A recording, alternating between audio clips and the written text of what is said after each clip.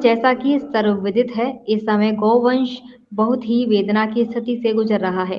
Lumpy नामक बीमारी ने पूरे देश में गौ माता को अपने कब्जे में ले रखा है, जिसका प्रभाव कई राज्यों के बाद ब्रज में बहुतायत में फैल गया है।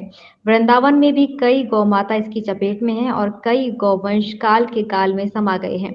और इस विकराल स्थिति को संस्था की पूरी टीम ने अपनी आंखों से नंदी गौशाला पानी गांव में बाबा गोपेश दास के साथ मिलकर देखी। सारी स्थिति बेहद हृदय विदारक थी, साथ ही मन को बहुत ही कष्ट हुआ।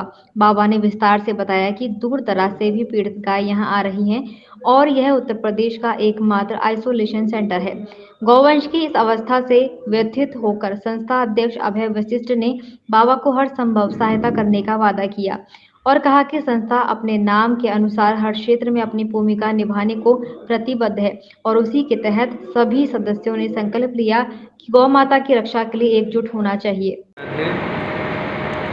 अब पिछले कई महीनों से आप सब लोग देख रहे हैं कि लिम्पी महामारी ने लाखों गोवंश को ग्रहण में उसका नाश कर दिया। इस बीमारी ने उनको 15 लाख से ऊपर गोवंश मर चुका अब तक भारत में। तो वही बीमारी अब ब्रज में प्रवेश की है, जिससे कि हजारों गोवंश अब तक जा चुका एवं हजारों गोवंश उससे ग्रसित है, जो कि उन गोवंश को तिल तिल मार रहा है। यह कोरोना जैसी भयानक बीमारी है, जो कि एक स्पर्श होने से अगर उसका मक्खी मच्छर भी अगर दूसरे पे बैठ जाए तो उसको वो बीमारी उस गोवंश को हो रही है। अभी देखने में आया कि भैंस एवं कुत्तों में भी ये बीमारी के लक्षण आए हैं।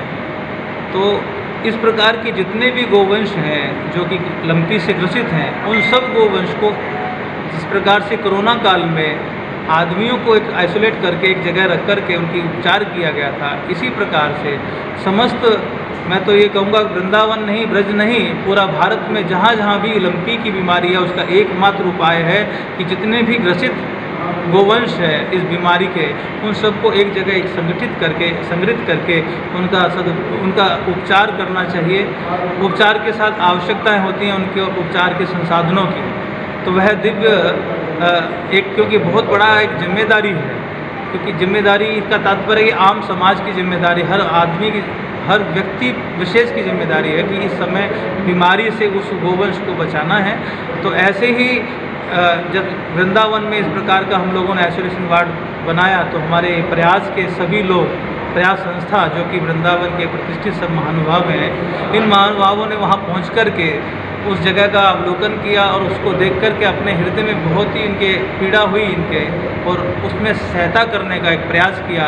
आज वो प्रयास सदप्रयास में सबके सामने है। कुछ दवाइयाँ, मेडिसिन आदि जो उनकी उपचार हेतु आवश्यक है, वह यह सब गोवंश के लिए सेवा में प्रदान कर रहे हैं। इसके ये सब धन्यवाद के पात्र हैं। एवं सभी जितने भी लोग ब्रजमंडल में हैं, उन सबका भी यह प्रयास, इन सबके सदप्रयास को देखते हुए प्रयास करना चाहिए कि आइसोलेट वार्ड इस प्रकार के पूरे ब्रजमंडल में 5-6 जगह बनेंगे, और उन स्थानों के लोग भी आगे आकर के इसी सदप्रयास, इनके प्रयासों का सदप्रयास को देख करके वो भी एक साथ आए और गोवंश को बचाने का हम सब संकल्प लें। भारत की, हमारे कन्हैया की, ठाकुर दैया वो बच जाए, ऐसा ही हम सबसे प्रार्थना करते हैं कि वो सब लोग लगे और इन गोवंश को बचा लें। जैसे जिस तरीके से संस्थाएं सामने का तो परम दायित्व है, और वो संभवतः जैसे कि वैक्सीन का उनका कार्य विशेष रहता है। देखिए, प्रयास संस्था हर क्षेत्र में ही अपने एक विशिष्ट काम करती आ रही है, और इस समय गौवंश के ऊपर जो विपदा आई हुई है लंपी नामक बीमारी की, उसको जब पहली बार आइसोलेशन सेंटर वृंदावन के पानी गांव में जो है वहाँ देखा, तो निश्चित तौर पर वो हृदय विदारक घटना थी पूरी संस्था और सदस्यों के लिए जो भी वहाँ गए थे।